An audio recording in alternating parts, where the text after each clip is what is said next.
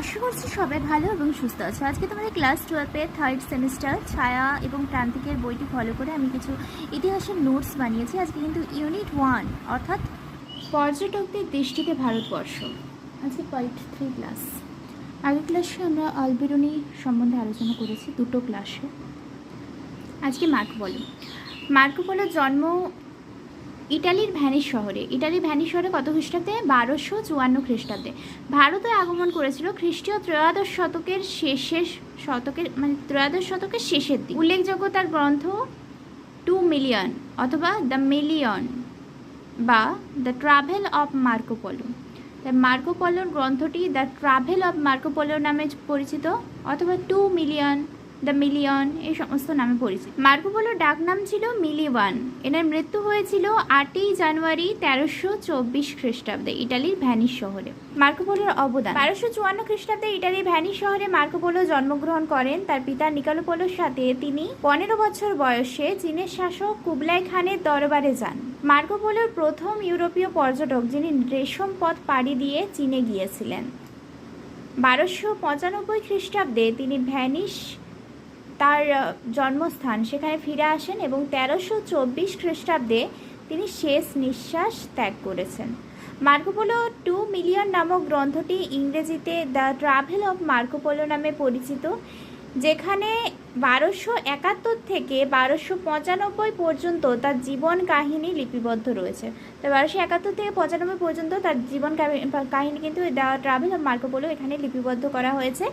এবং Marco polo জীবন কাহিনী লিপিবদ্ধ করেছিলেন রাস্ট্রিসেলো। এমনকি মার্কো পোলো তার জীবনের সমস্ত ঘটনা কিন্তু রাস্ট্রিসেলোকে বলেছিলেন। মার্কো পোলোর বন্ধু ছিলেন রাস্ট্রিসেলো। নেক্সট, ভারতে আগমন। মার্কো পোলো 1292 সালে চীনের বন্দর থেকে একটি জাহাজে করে যাত্রা শুরু করলেন এবং 1294 খ্রিস্টাব্দে 1292 যাত্রা শুরু করলেন এবং 1294 সালে পারস্যে তিনি পৌঁছান। এর মধ্যে 2 বছর তিনি ভারতের বিভিন্ন বন্দরে যাওয়ার সুযোগ পেয়েছিলেন। মার্কো পোলোর যাত্রাপথ: প্রথমে গিয়েছিল টঙ্কিং উপসাগর, তারপর মালাক্কা প্রণালী, তারপর সিংহল অর্থাৎ বর্তমান শ্রীলঙ্কা, তারপর মাবার উপকূল, মছলিপত্তনম, কায়োল, কুইলন, গুজরাট, তারপরে পারস্য থেকে আবার ভ্যানিসে ফিরে যান। মার্কো পোলোর বিবরণে ত্রয়োদশ শতকের ভারত সম্পর্কে জানা যায়। সিংহল, কুইলন, মাবার এই 3টি জায়গাতে পাণ্ড্য রাজবংশরা শাসন করত। পাণ্ড্য রাজবংশের যে সমস্ত রাজারা রয়েছে এরা এই 3টি জায়গা অর্থাৎ সিংহল, কুইলন এবং মাবার এই 3টি জায়গাতে শাসন করত। এই পশ্চিমটা সিংহল থেকে মাবারে গিয়েছে মার্কো পোলো, মাবার থেকে গেল মছলিপত্তনম থেকে কায়োল থেকে কুইলন থেকে গুজরাট, তারপরে পারস্য হয়ে নিজের দেশে ফিরে যান মার্কো পোলো। এবার মাবার রাজ্যটি মুক্তের জন্য বিখ্যাত ছিল। এবার মাবার রাজ্যে মার্কো পোলো মাবার রাজ্যকে বিশ্বের সবথেকে ধনী দেশ বলে চিহ্নিত করেছেন মার্কো পোলো। তাছাড়া মাবারের জনগণ শুধু ধুতি পরতেন, এরা যুদ্ধাস্ত্র হিসেবে বর্শা এবং ঢাল ব্যবহার করত। ওখানকার ছেলেরা 13 বছর বয়সে উপার্জন শুরু করত। আয়ের উৎস ছিল মুক্ত সরবরাহ করা। মাবার সেটা তো মুক্তের জন্যই বিখ্যাত, সেই জন্য এখানকার ছেলেরা 13 বছর বয়স থেকে কিন্তু উপার্জন শুরু করে দিত। আর এদের আয়ের উৎস ছিল মুক্তকে বিক্রি করা। এবং ওরা ত্বক উজ্জ্বল রাখার জন্য শিশুদেরকে দেহে তিল এবং তেল মালিশ করত, তেল। মাবার রাজ্যের মানুষের গায়ের বর্ণ ছিল তাম্র বর্ণের। মাটিতে আসন পেতে আসনের উপর বসে খাওয়াকে এরা পুণ্য কাজ বলে মনে করত। এছাড়া এই রাজ্যের মানুষেরা বাম হাতে খাবার ছুতেন না।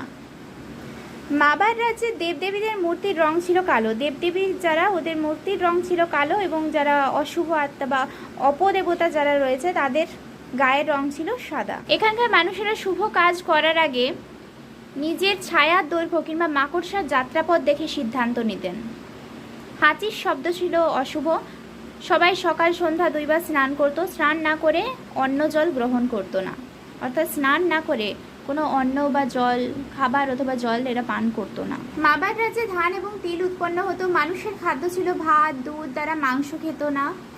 তারা আঙুরের রস থেকে মদ তৈরি করত। পানীয় হিসেবে তাড়ি খাওয়ার প্রচলন ছিল। মাবার রাজ্যের রাজারা নিম্নাঙ্গে ধুতি পরতেন, ওপরে মূল্যবান রত্ন ও গলায় গলাবন্ধ পরতেন। রেশমি সুতো দিয়ে তৈরি মুক্তোর মালা জব করার জন্য ব্যবহার করা হতো। এটি 108টি মুক্তো দ্বারা তৈরি করা হতো। রাজা হাতে বালা এবং পায়ে সোনার পট্টি পরতেন। রাজার মৃত্যু হলে দেহরক্ষীরা একই চিতায় ঝাঁপ দিয়ে মৃত্যুবরণ করতেন।